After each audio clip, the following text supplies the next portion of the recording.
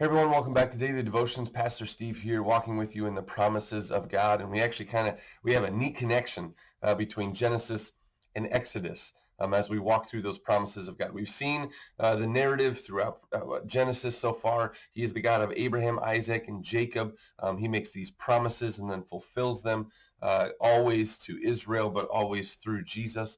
And as this connection continues to go in the biblical narrative, we get to see that I want to catch you up on the context, because Jacob has now turned his name to Israel, as we just talked about in the last video. And as he's changed his name to Israel, he's going to be the people that wrestle with God.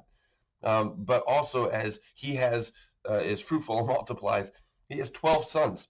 And as he has 12 sons, we get to see that through that, Jacob, Israel, within those sons, Joseph is sold off by his brothers because he has dreams about authority and worship. So he's sold off into Egypt. And as Joseph becomes and is blessed by God to be able to become second in command in Egypt, there is a famine, but Joseph has made way in Egypt for that to be endured, but not throughout the land. Part of the plan of God. Now Jacob's sons, Israel's sons, the rest of them, come to Egypt for help, and they reunite with their brother Joseph. But that's a part of the plan of God. That's actually a part of a promise of God. Listen to this in Genesis chapter 15. It says, Genesis chapter 15, verse 13.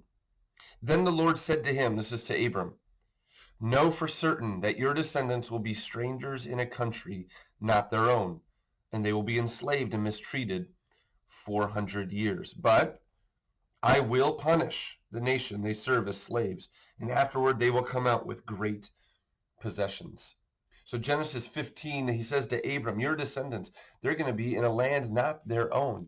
And the reality to that is the narrative makes way, God's plan comes forth, and the promise comes forth of God that they are now in Egypt, a place not of their own, but actually that's where they're going to reside for their provision, but also according to the plan of God. And so as you, I hope know, but if you don't, Israel now is in Egypt, Joseph and Jacob and all of his sons.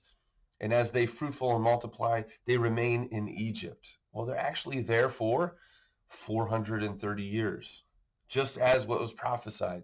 400 years that they would be in the land, just as promised that they would be in the land. But also now it's made a shift. In Exodus chapter 1, there's been a king that comes that didn't know Joseph before, and now is going to mistreat and give hardship to the Hebrew people, the people of Israel.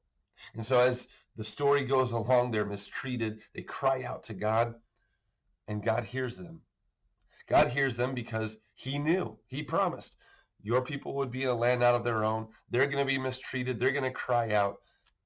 And here is God listening to them. A promise that was made, a plan that was a part of God's incredible foresight, but being able to say it comes true in the people of Israel in Egypt. And then he calls Moses. Moses is called through a burning bush, sent to Egypt. And then it says this in Exodus chapter 3, verse 16, promise fulfilled. Exodus chapter 3, verse 16 says, go, assemble the elders of Israel and say to them, the Lord, the God of your fathers, the God of Abraham, Isaac, and Jacob, appeared to me and said, I have watched over you and have seen what has been done to you in Egypt.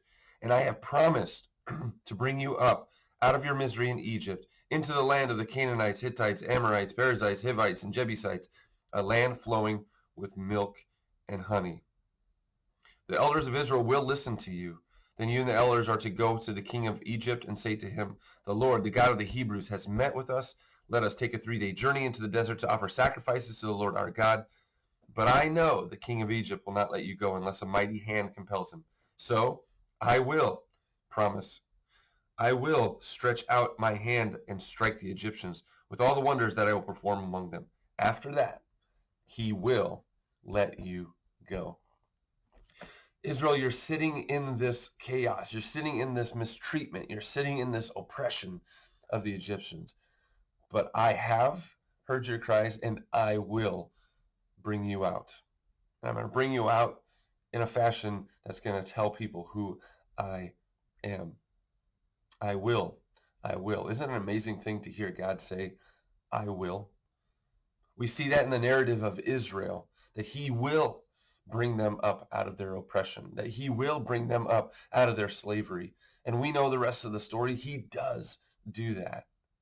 But I want you to focus on that, especially for this devotion right now, being able to say how God says that same words to us. I will never leave you nor forsake you. What a promise that is made. I will be with you always to the very end of the age.